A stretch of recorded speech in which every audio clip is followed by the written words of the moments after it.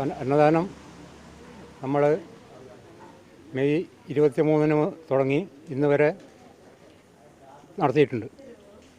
മണത്തണയെ സംബന്ധിച്ചിടത്തോളം ഇത് ആദ്യമായിട്ടുള്ളൊരു സംരംഭമാണ്. കൊട്ടിയൂർ തീർത്ഥാടകർക്ക് ഒരു ഭക്ഷണം കൊടുക്കുക എന്നുള്ളത്. അത് തുടങ്ങുന്ന സമയത്ത് നമുക്ക് വലുതായിട്ടുള്ളൊരു ആശങ്കയുണ്ടായിരുന്നു.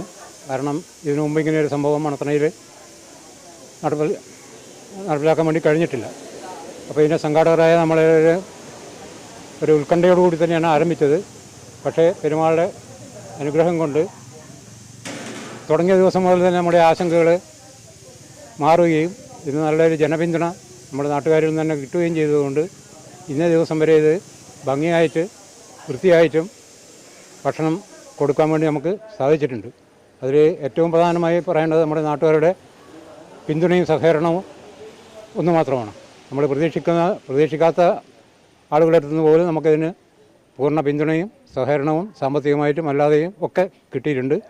അതാണ് ഇത് വിജയിപ്പിക്കാനുള്ള മുഖ്യ കാരണം എന്നുള്ളത്. എല്ലാറ്റിലും ഉപരിയായി പറയാനുള്ളത്, നമുക്ക് ഈ അന്നദാന കേന്ദ്രം നടത്തുവാനുള്ള സ്ഥലം നമുക്ക് സ്വമേധയാ വിട്ടു തന്നതൊരു പ്രോത്സാഹനമായി നമ്മൾ സമീപിച്ചപ്പോൾ തന്നെ പോസിറ്റീവായിട്ടുള്ളൊരു മനസ്സോടുകൂടി നമ്മളെ സഹായിച്ച ഈ സ്ഥലത്തിൻ്റെ ഉടമ ശ്രീ കൈലാസനാഥൻ അവറുകളാണ്.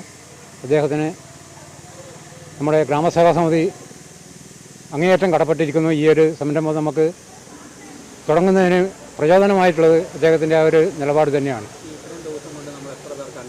ഒരു ദിവസം 23 ദിവസം കൊണ്ട് ഒരു 40,000 ആളുകൾക്ക് അപ്പുറം നമുക്ക് അന്നദാനം കൊടുക്കും. 1000-ന് മേലെ 1500 ഇടയിലായിട്ട് ദിവസം കൊടുക്കുന്നുണ്ട്. അത് 11 മണിക്ക് മുതൽ 3 മണി വരെയാണ് സമയമെങ്കിലും ആഹാരം തീരുന്നവർ ചിലപ്പോൾ 4 മണിയാവും, ചിലപ്പോൾ 2 മണിക്ക് നമ്മുടെ ഭക്ഷണം കഴിഞ്ഞിട്ട് ക്ലോസ് ചെയ്യേണ്ട സന്ദർഭങ്ങളുണ്ടായിട്ടുണ്ട്.